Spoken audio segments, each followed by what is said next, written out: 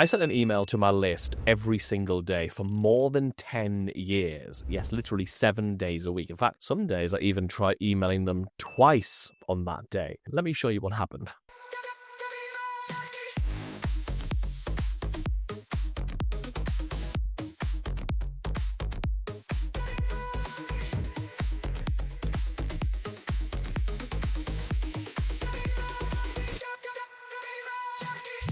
Hello, welcome back. There's one email strategy that's actually brought me in more than 8,000 paying clients and multiple millions of dollars. And I'd like to give it to you as a complete strategy document for free. You can go and download it now, completely for free, just by going to emailmarketingheroes.com/fast. So yes, it does sound like a lot, doesn't it? Like, I'm going to email my list every single day, and I've been doing it for more than 10 years. I've done it in multiple industries. I've done it B2B and B2C. First of all, the big thing you have to do in order to do this is you have to give yourself the permission to actually send every day, or any behavior you want to change, anything you knew you want to do, you have to give yourself that permission. So there's 3 things I did to give myself permission. The first thing was, I told people that at the point of signing up, I said, this is what you're going to be getting. So I'm going to give you this freebie, this lead magnet, this free thing. And I'm also going to send you an email every single day with tips and ideas and insights and inspiration of how you can improve the thing that I help you improve. So in this business, it's help you with your email marketing. In previous businesses, it was to lose weight or was to get more gigs as an entertainer, whatever that is. So that was the first day that I realized, well, if I tell people that's what they're going to be getting, that's what they're going to be getting. That's what they're signing up for. So that really, really helped.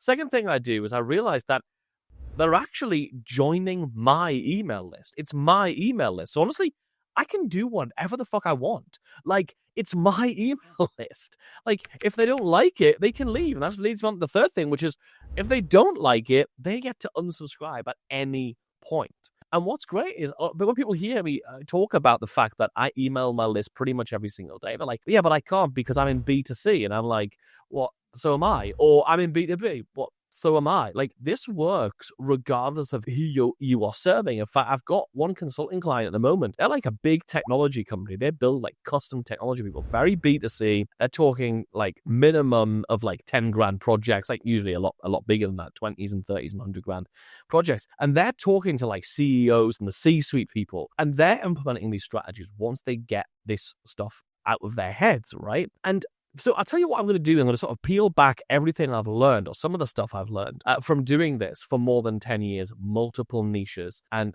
it's really quite interesting. So the first thing that I learned is, well, you have to send an email. Like I send an email first thing in the morning, right? I send an email first thing in the morning, and I do that because it makes it a habit for me, right? And it makes it a habit for them as a reader, so they expect it. Right? But one of the things I did not expect was the complaints. I'm sorry, what are you talking about? And not the kind of complaints that you perhaps are expecting them to be. I remember I was giving a keynote. I was giving a talk in Las Vegas. I was doing this talk in the Flamingo, if you know where that is, on the strip. And I was flying home, and because of a combination of the fact that it's a 14-hour journey to get back home for me, by the time I fly all the way across into London, and London back up to Newcastle where I live, it's a really bloody long flight. And then there's also the time difference, which is 8 hours, and then there was a delay. So add all those things together, and that meant on this day, I didn't actually send an email to my list. And we got a bunch of emails from people saying, where's Kennedy's email? Where's Kennedy's email? So we did get complaints because of the habit that we'd actually created within our readers, which is, it's quite amazing. It becomes the thing. People were saying like, oh, I read your emails, when I'm waiting for the kids to get ready, or when I've just, picked this up or done that thing, like with my cup of coffee in the morning or whatever. So people really do become habitualized to your email, which I think is really, really important. The next thing I learned is about email open rates, really interestingly. So for most people, they'd be happy with an email open rate of, 30-40%, right? But even if you're getting 40% open rate and you've got a sizable email list, that means that 60% of the email list are not really reading your emails. And if you only email once a week and you are getting a 40% open rate, that means in a week, 60% of your email list are actually not hearing from you at all. That's crazy, right? That is crazy. 60% of the people who they joined your email list, they know what they were in for, and yet 60%, more than half of them, don't even look at an email, don't read what you've got to say, don't consume any of you in a week. That is crazy to me. So what I discovered is by emailing more than one a week, every day, I found that across a week, more than 80%,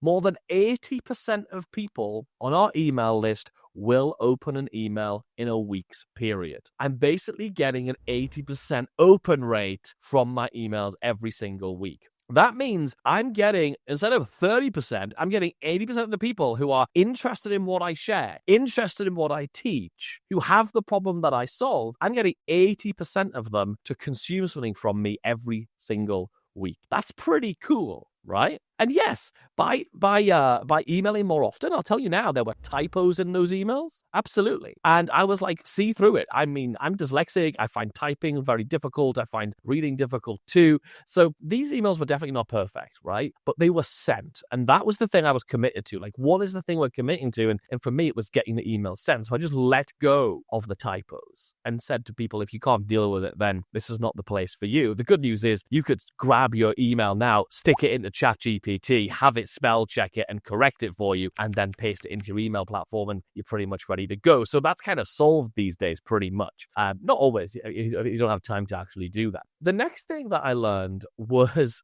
something else that really interesting that happened. At all the events that I've been speaking at, so I've been speaking at quite a lot of events. One of the things I love doing is getting on stage in front of groups, and you'll see me speaking at all kinds of events across the UK this year. Mostly UK at the minute. I've done some international stuff as well, but I'm going to be on the island of Jersey later in the year. I'm going to be speaking up and down the UK, in London, in Newcastle, all over the UK. But also, when I've been speaking at any kind of events, people will come up to me. Even in Las Vegas, when I was in Boston or Florida, they'll come up to me and they'll tell me stuff like, oh my God, I love cats. I love your cats. And I'm like, oh my God, we've never met before. This is really creepy. This is weird.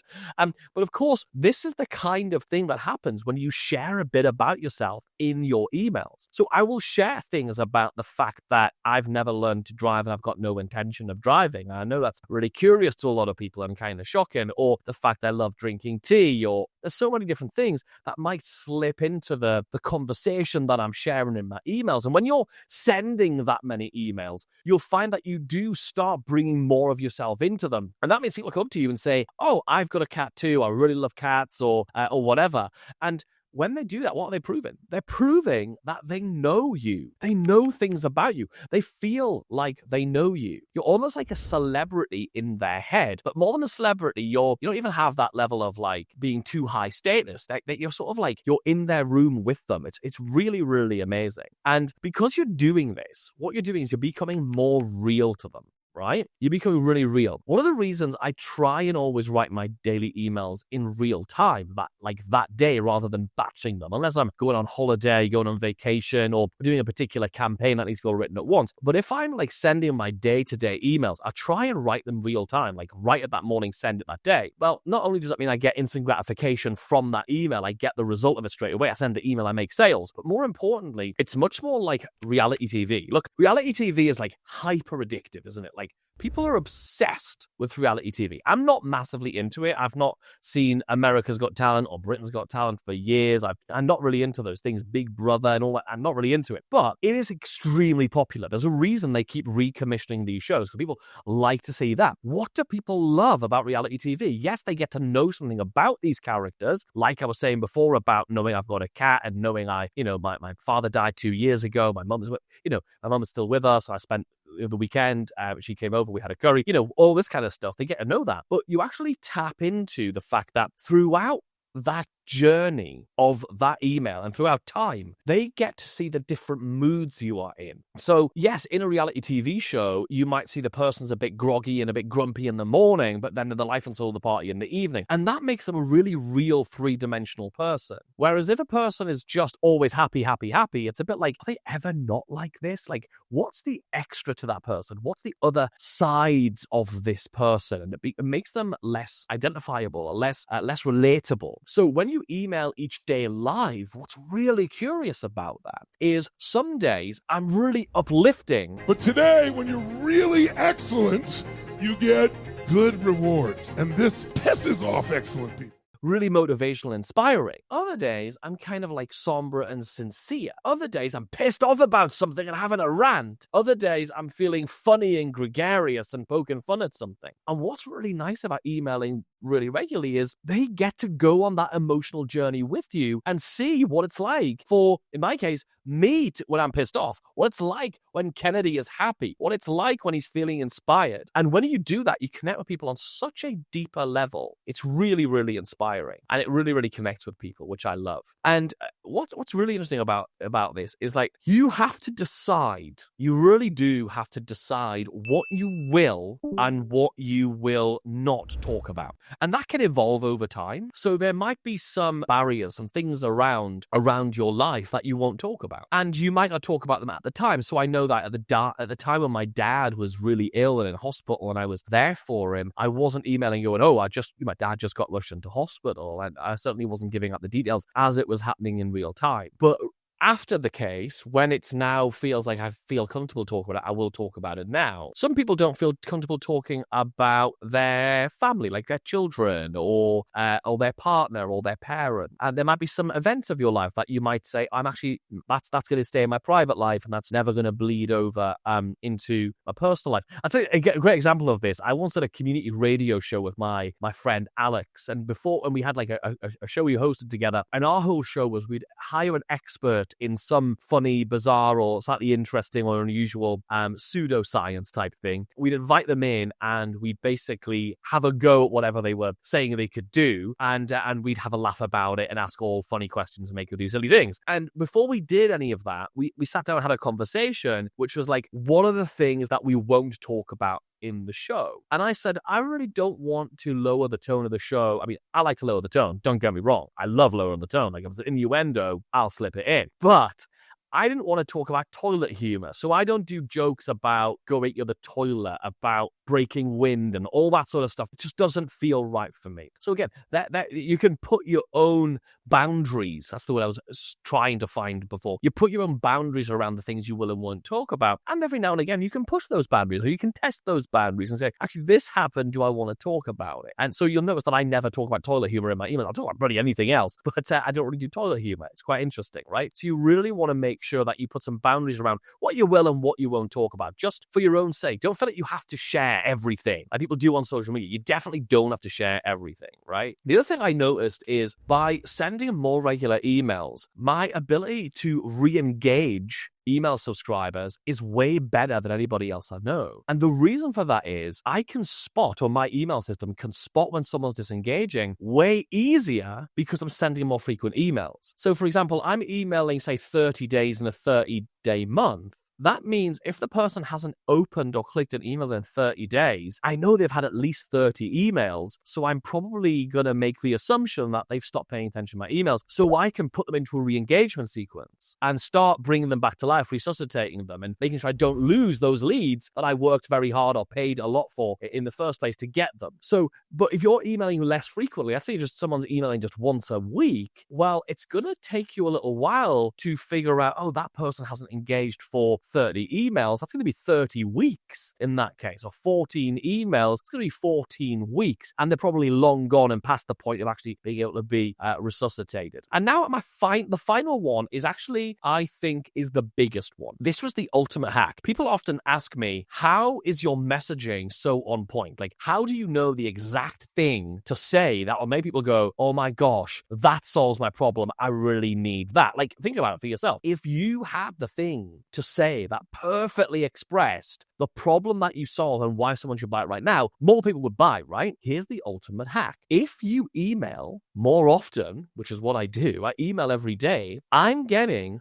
365 tries a year at figuring out the perfect message. So every week, I'm giving myself 7 new attempts at writing the messaging in a brand new way, which means I'm forcing myself to go deeper than just the surface of what everyone would say and what feels like just off the top of my head might might convert. Whereas if I have to do that every day for 2 weeks or a month, I'm going to start forcing my creativity to go below the surface and start coming up with new interesting angles that I never would have explored. Why? Because I have an audience who's expecting me to show up, and I've made a commitment to myself that I'm going to show up every single day, and that means I'm going to dig deeper. So that means if I send an email tomorrow and the response is amazing, it gets loads of clicks and people are buying like crazy, I'm going to look at the messaging that was used in that email and I'm going to apply that to another email. I'm going to apply that same angle and messaging to the sales page, to the sales video, to the webinar, to the product, and I'm going to take full advantage of basically every day as a new chance for you to show up and test a new message. And then you get to be so far advanced and move and refine your message so much